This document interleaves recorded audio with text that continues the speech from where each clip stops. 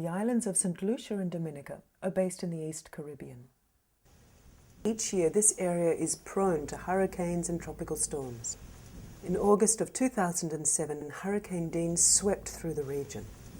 It killed 3 people on the islands and devastated up to 95% of the island's crops. Then Oxfam sent an emergency assessment team which decided that the recovery program would centre on the island's farming sector. Apart from tourism, both small islands rely almost totally on their banana exports to the EU for their income. In a good year, the average income in the islands is under $4,500 per annum. So when Dominica's banana crops suffered 95% damage, the farmers were in crisis.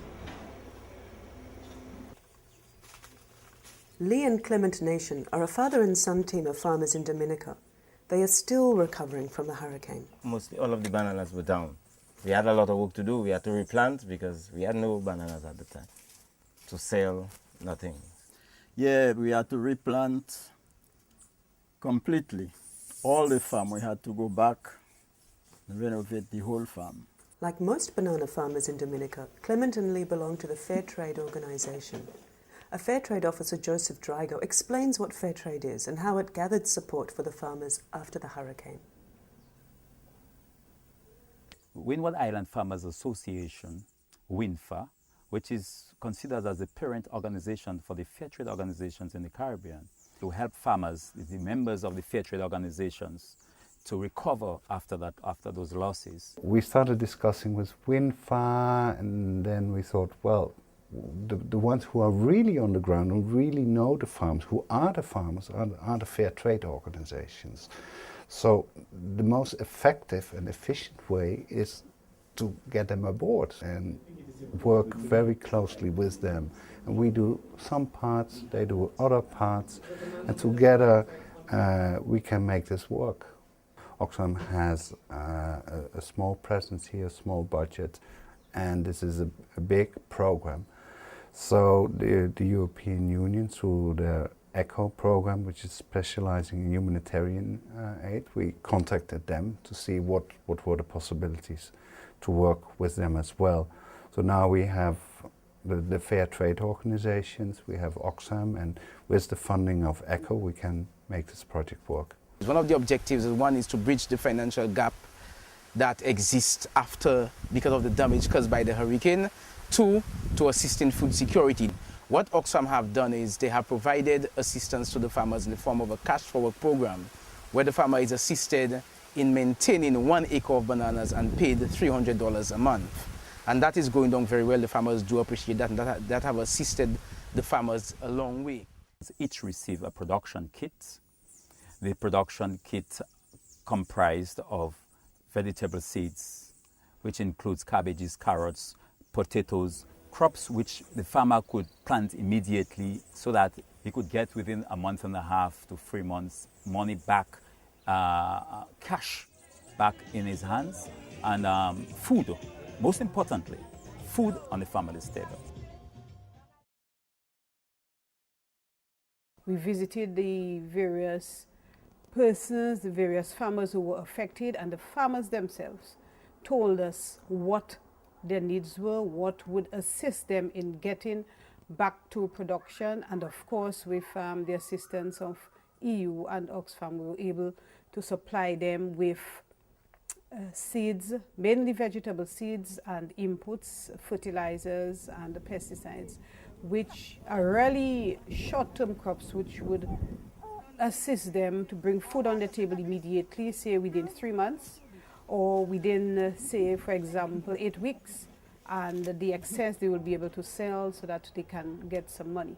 We were aware too that they would not have income to get laborers or persons to assist them on the farm. So there was a sum of money, 500 in the first instance within the 3 months.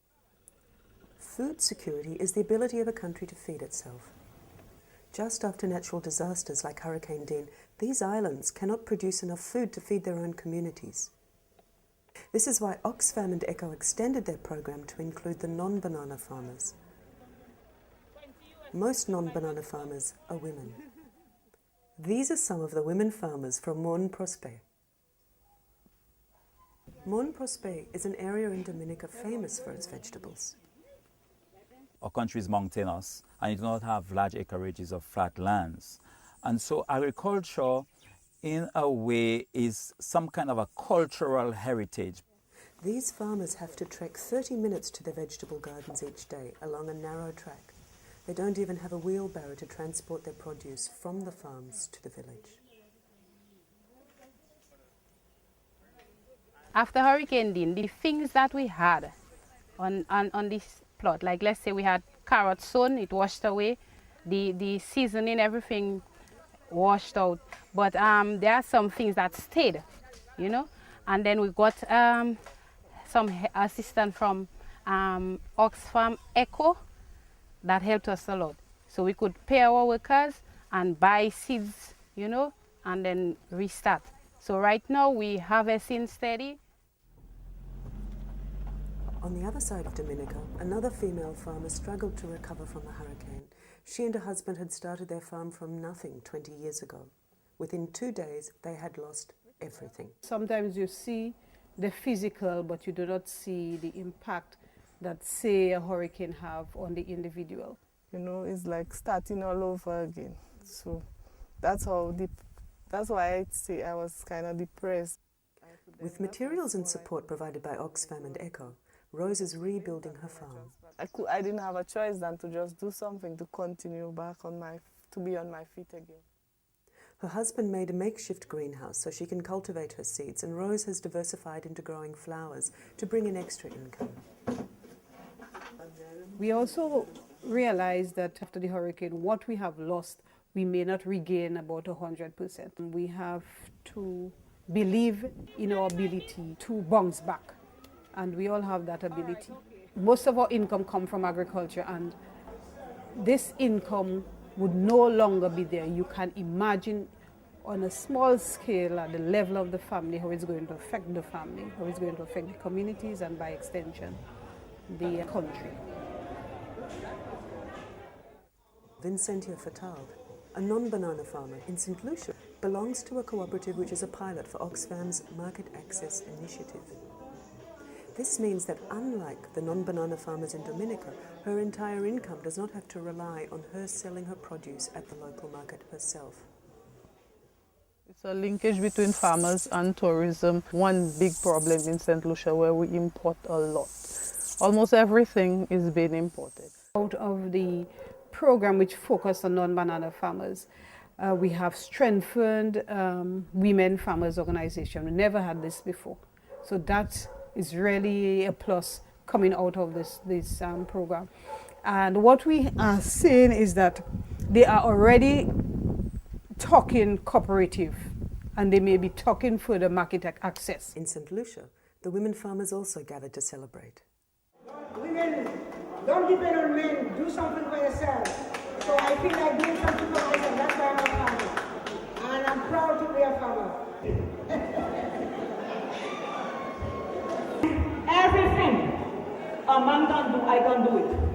Ride a horse, everything. And I'm not ashamed to say that I work hard for my living. I have 6 children and I work hard to bring them up.